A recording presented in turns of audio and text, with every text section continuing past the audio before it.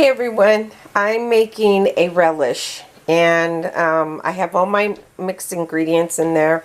I have zucchini, cucumber, onions, carrots, bell peppers, and some more. I think these are more onions. Yeah, these are onions.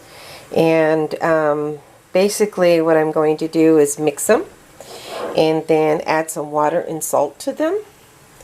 And I'm going to let it sit for about 2 hours, and we're going to let it stand, and then I'm going to rinse them, and then rinse the ingredients, and then I'll go ahead and start preparing them.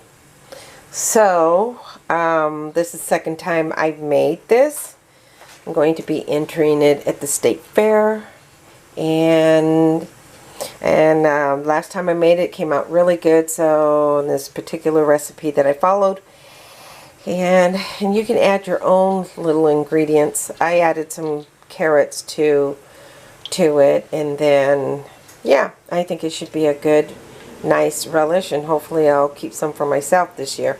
Alrighty, and I'll be back in about a couple hours to show you how that's done. Okay.